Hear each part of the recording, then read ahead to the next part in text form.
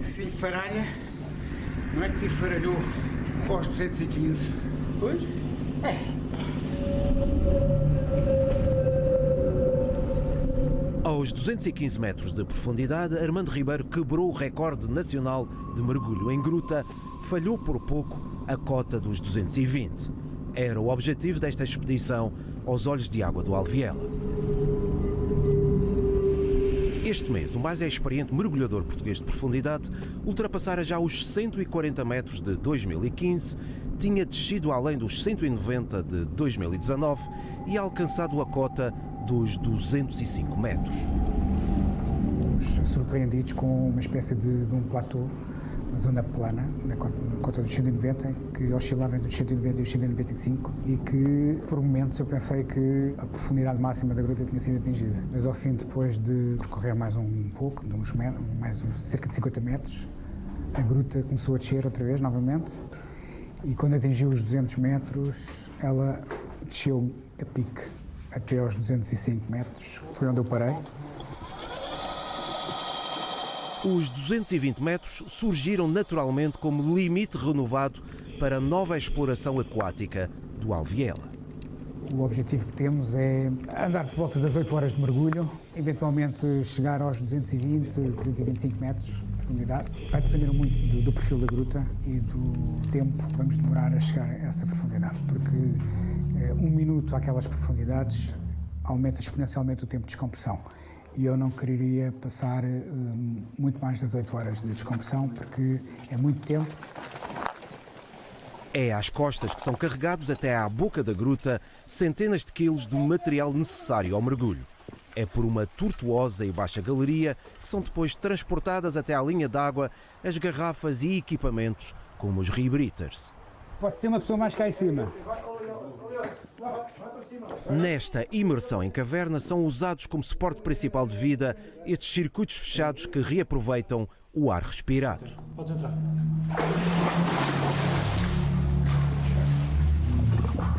Na água está uma equipa experiente de mergulhadores de apoio e na superfície ficam espeleólogos que conhecem bem os meandros desta gruta.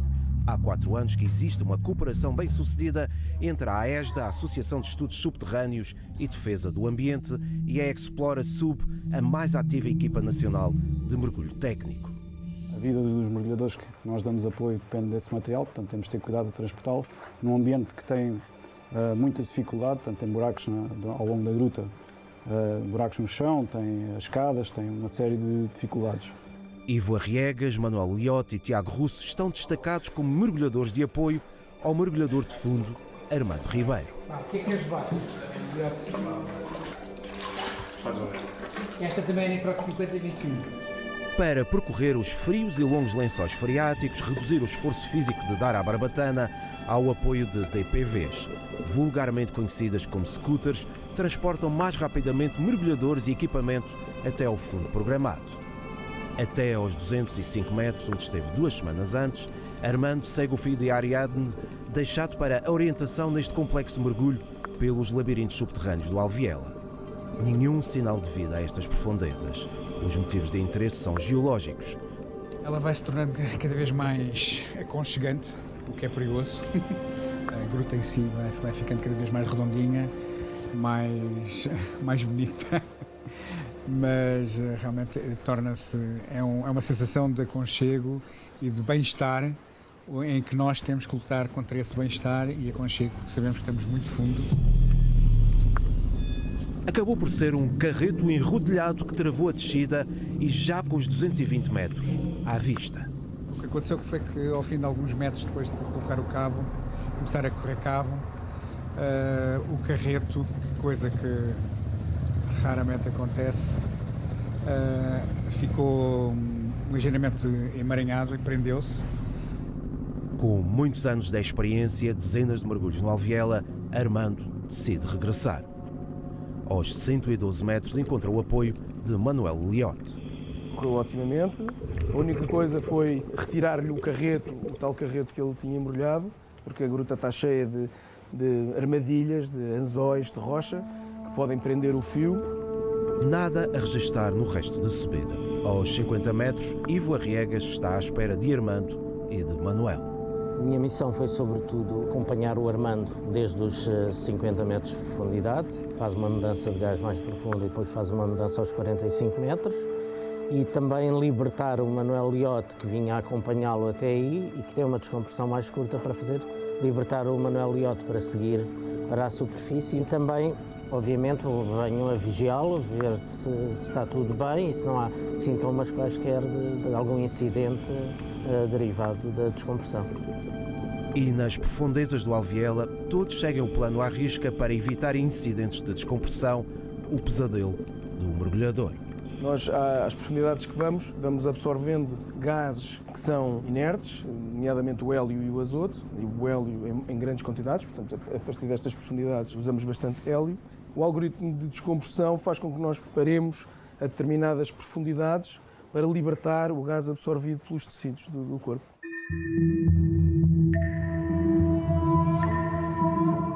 Nos metros finais, Tiago Russo foi o mergulhador de apoio.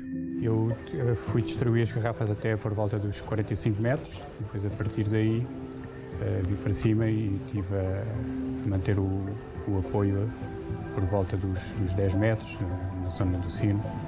Já cá mergulhei várias vezes. Como nesta exposição mergulho tão fundo, é a primeira vez que estou a dar apoio neste tipo de mergulhos mais exigentes. Para Armando, os patamares de descompressão começaram aos 106 metros e foram escalando de 3 em 3 metros em intervalos que começaram por ser de 1 minuto. A última paragem foi já de 3 horas aos 6 metros de profundidade, no relativo conforto de um sino de mergulho. Sem máscara, com garrafas de emergência à mão, nesta longa e derradeira espera antes do regresso à superfície, é possível comer e até ver um filme para matar o tempo.